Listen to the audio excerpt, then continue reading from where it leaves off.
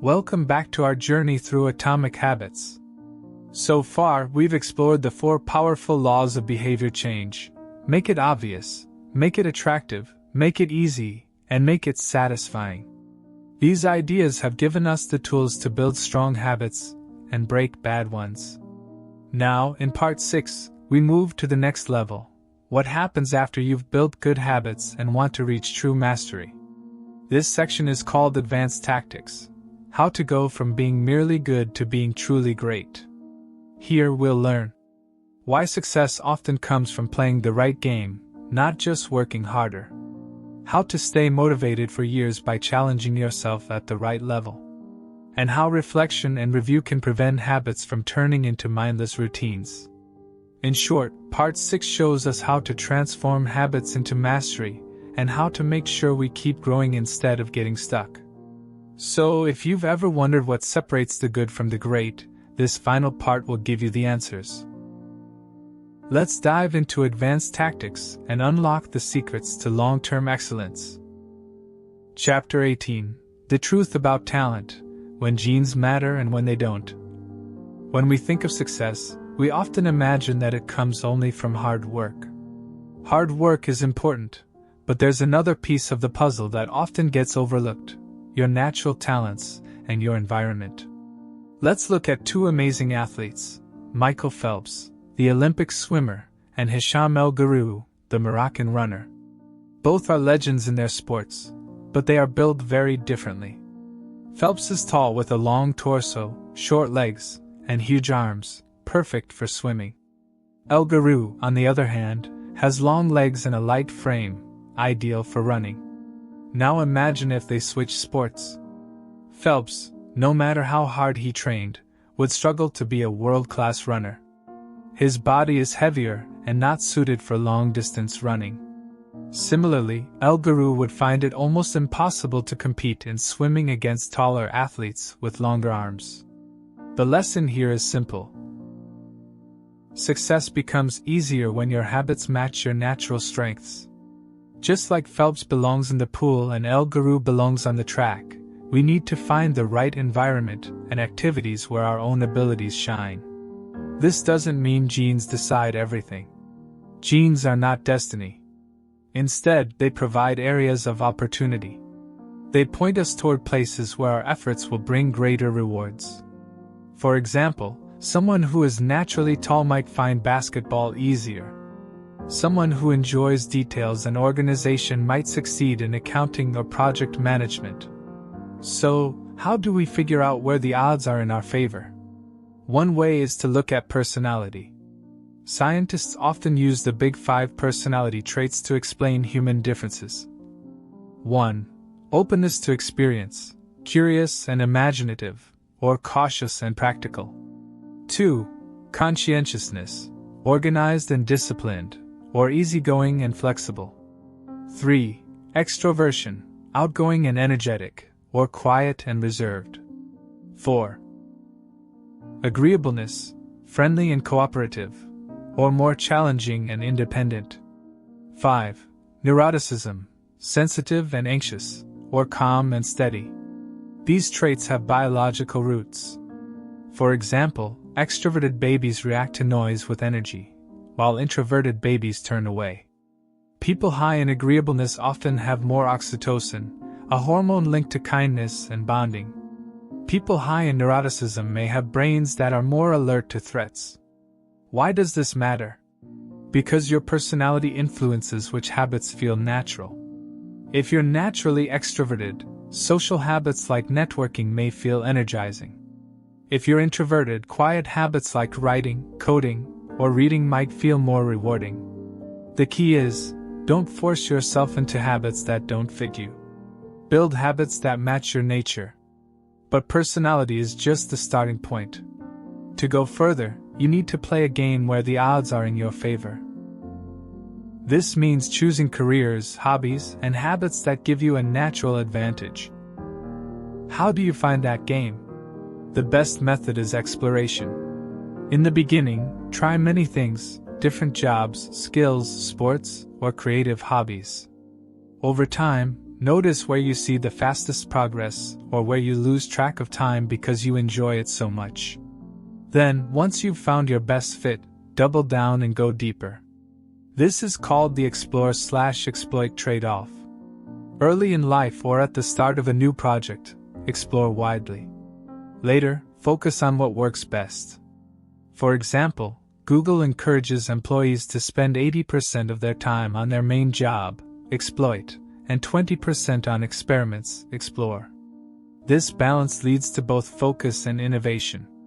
Here are some guiding questions to help you find your best habits. What feels fun to me but like hard work to others?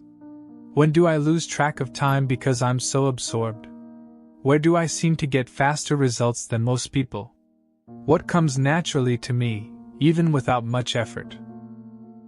Answering these can point you toward habits that will be satisfying and sustainable. But what if you don't find a game where you naturally fit? In that case, create your own game.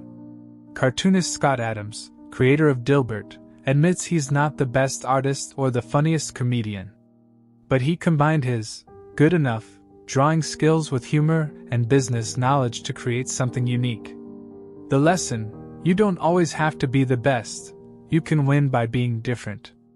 In the end, here's the truth about talent: genes don't guarantee success, but they can guide you to the right path. Your job is to put in the hard work in areas that fit your personality and strengths.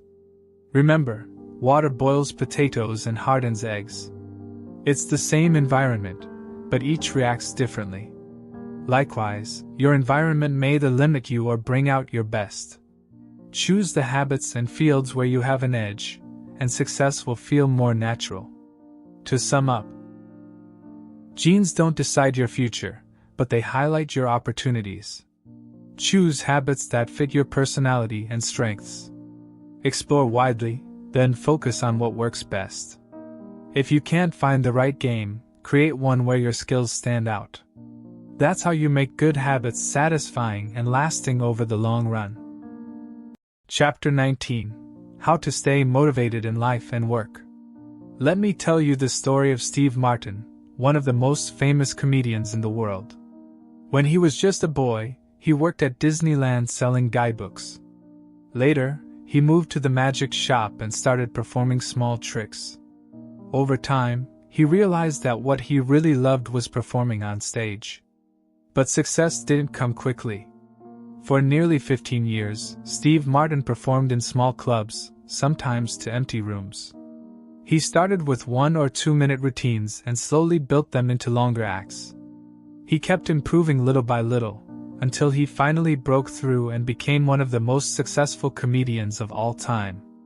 What can we learn from his journey? The secret is something called the Goldilocks Rule. It says that we stay most motivated when the task is not too easy, not too hard, but just right. Imagine playing tennis. If you play against a child, it's boring. If you play against a professional, it's too hard. But if you play against someone close to your level, you stay engaged. That balance is what keeps us motivated. Steve Martin used this rule perfectly. Each year he added just a little more to his act, just enough challenge to grow, but not so much that it crushed him. Another truth about motivation is that the biggest enemy is not failure, it's boredom. Successful people don't always feel excited. They get bored just like everyone else. The difference is, they show up anyway. They stick to their schedule even when they don't feel like it. That's the difference between an amateur and a professional. Amateurs only work when they feel inspired. Professionals keep going, even on boring or tough days. So if you want lasting success, don't chase constant excitement. Instead, fall in love with the process, even the boring parts. That's how habits stick, and that's how greatness is built. Chapter 20: The Downside of Creating Good Habits. Habits are powerful. They form the foundation of mastery in any skill. Think of chess. Only after players learn how the pieces move automatically can they focus on deeper strategies. In sports, business, or art, habits free our minds from simple tasks so we can give energy to more complex ones. But there's a hidden problem. The more automatic a habit becomes, the easier it is to fall into mindless repetition. Instead of improving, we may repeat the same mistakes over and over. Habits create comfort, and comfort can lead to stagnation. That's why habits alone are not enough for true mastery. The formula is simple. Habits plus deliberate practice equals mastery. Athletes, surgeons, and musicians all rely on this balance. They need automatic habits for the basics, but also deliberate effort to keep advancing. Once one skill is mastered, they move on to the next challenge. Mastery is a cycle of building, refining, and layering habits. So, how do we avoid falling into complacency? The answer is reflection and review. Take the story of the Los Angeles Lakers in the 1980s. They had one of the most talented teams in basketball history, but failed to win a championship in 1986. Coach Pat Riley introduced a system called Career Best Effort (CBE). He measured each player's performance, encouraged small improvements, just 1% better each season, and gave credit not only for statistics but also for effort, teamwork, and hustle. This system pushed players to stay sharp. They weren't just relying on talent or habit. They were constantly reviewing, adjusting, and striving for small gains. The result? The Lakers became NBA champions the very next season, and again the year after. Reflection isn't just for athletes. Comedians like Chris Rock test new jokes in small clubs, recording what works and what fails. Investors keep decision journals to review past choices. Even Olympians like Eliud Kipchoge and Katie Ledecky log daily notes about sleep, nutrition, and training. These reviews keep them improving rather than plateauing. In my own life, reflection happens through two exercises: an annual review at the end of each year, and an integrity report in the middle of the year. These help track progress, recognize mistakes, and align actions with values. It's not about obsessing over every small detail. It's about maintaining perspective, like looking at yourself in the mirror from the right distance. But reflection doesn't just refine skills, it also protects identity. One danger of habits is that they can become too closely tied to who we think we are. For example, a teacher may resist new methods because she identifies too strongly with her old style. A manager may cling to outdated approaches. Musicians may repeat the same kind of work because their identity is stuck. When identity becomes rigid, growth slows down. To prevent this, it's important to keep your identity flexible. Instead of saying, "I'm a soldier," you might say, "I'm the type of person who is disciplined and works well in a team." Instead of, "I'm an athlete," you can say, "I'm someone who enjoys physical challenges." This way, even if your role changes, your identity stays intact. Life is always changing. The habits and beliefs that once served you may not serve you tomorrow. If you cling too tightly to one way of doing things, you risk being broken when circumstances shift. But if you remain soft, adaptable, and willing to reflect, you can keep growing. The truth is, habits are powerful, but not permanent solutions. They can push us forward, but they can also lock us into routines that no longer help us. The antidote is self-awareness, regular reflection, and a flexible identity. In the end, the downside of habits is not that they exist, it's forgetting to question them. By pausing, reviewing, and adapting, we make sure that our habits are serving the person we want to become, not holding us back. We've now reached the final part of Atomic Habits, where the focus shifts from building good habits to mastering them, moving from being simply good to becoming truly great. In this section, we learn 3 powerful truths. First, talent and personality matter, but they are not destiny. What truly counts is finding habits that fit your natural strengths and environment. Just like athletes succeed when they play the right sport, we succeed when we choose habits that align with who we are. When you build habits that match your skills and interests, success feels smoother and more satisfying. Second, staying motivated is about working at the right level of challenge. We don't grow when things are too easy, and we don't stay engaged when things are impossibly hard. True progress happens in that Goldilocks zone, just manageable difficulty, where habits push us slightly beyond our comfort zone. Motivation thrives there, and mastery is born from sticking with it, even when boredom sets in. Professionals show up, no matter the mood. Third, habits can sometimes trap us. When routines become automatic, we risk complacency. The antidote is reflection and review. By regularly checking in on our progress, like athletes tracking performance, or creators refining their work, we make sure our habits evolve with us. And by keeping our identity flexible, we prevent ourselves from getting stuck in outdated ways of thinking.